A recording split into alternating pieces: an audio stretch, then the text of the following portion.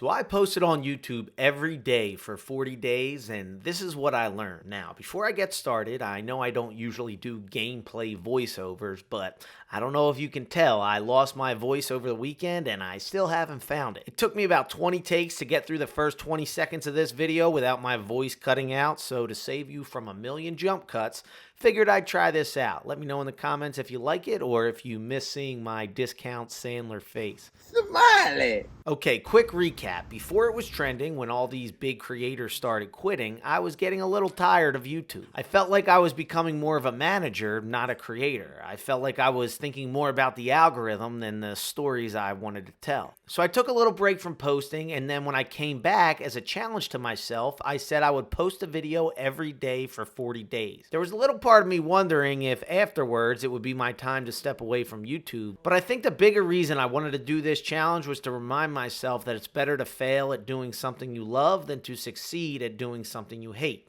And I've been doing YouTube long enough and studying it long enough to have an idea of what's going to work on this platform and what isn't.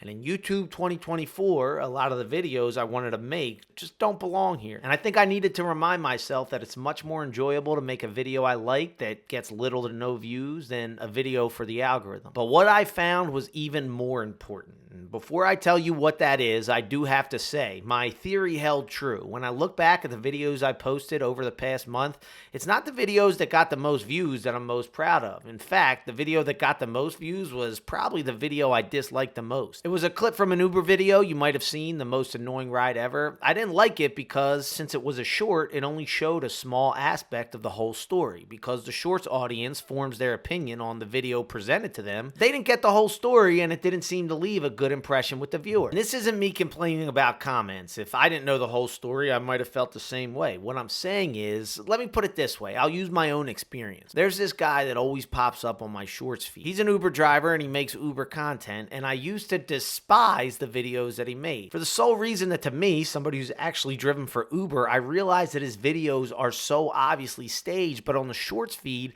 it looks like he's trying to portray it as a real Uber ride. And I felt that way until one day I actually watched his long form content. And it turns out in the long form videos, it's so obvious that he's not trying to hide that it's staged. If anything, he's playing into the joke that it's a fake video, and he's making these staged videos about Uber as a means to educate and help people in the gig economy. It's just that when you clip those videos and you put them on the shorts feed, you don't get that whole picture. Basically, what I'm saying is I made an opinion about this guy and his content without knowing the whole story, and that's what's happening with YouTube Shorts. Of course, no story ever told could include every detail, and every piece of content is really just a process of choosing what part of the story is to be included and omitted.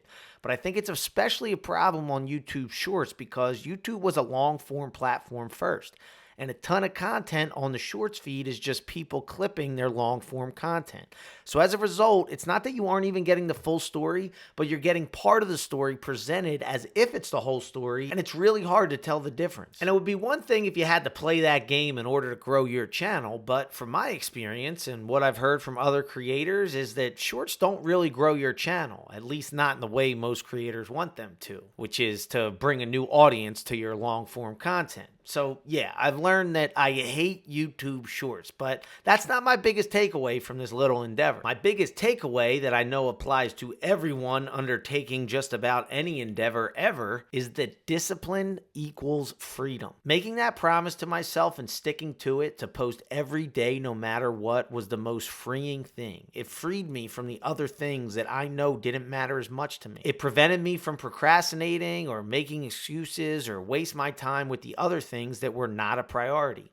I even noticed how it trickled into other areas of my life too, like eating and working out and getting to bed at a good time. It got me thinking discipline has to be one of the most underrated aspects of the culture today. And I'm not talking about discipline like, yeah, I'm going to try to drive Uber 10 hours a week, or I'm going to try to make it to the gym 5 days this week. I'm talking non-negotiable, this is what's going to happen and when kind of discipline. Nobody says, yeah, I'm going to try to brush my teeth today. No, it's a non non-negotiable. You're brushing your teeth daily because you know it's important. And I realized having that mentality with the things I want to do, make videos, work out, eat at least one vegetable a day, even though I hate them because I eat like a child otherwise, that's how you gotta live life. None of this, I had a hard day, so I have an excuse not to do the thing that I know is good for me. Or even worse, I've been so disciplined lately, so now I have an excuse to be undisciplined. No, I've never rewarded myself for brushing my teeth every day by skipping a day of brushing teeth. The reward is no cavities. And I'm not saying I'm perfect or I plan to never slip up in the future. And to be clear, I'm talking about being disciplined with the things that you care about the most. I know who I am, and I know I'm never going to be the type of person that's so rigid in all areas of my life. I'm just saying what I took away from this 40-day exercise, doing something every day that I knew that I cared about, but was losing a bit of a passion for it. Also, on a related note, to play off of that teeth brushing analogy, ironically, just this past weekend, I had myself a night and fell asleep on the couch after housing a Wawa hoagie and a bag of chips. Not only did I not brush my teeth, but I woke up with a mouthful of food particles and it was absolutely disgusting. But I digress. Look, I know I can't afford to post a long form video every single day without the quality suffering, and who knows, maybe I post a short every now and again. But the moral of the story is, when it comes to YouTube, I'm not leaving. I'm not leaving.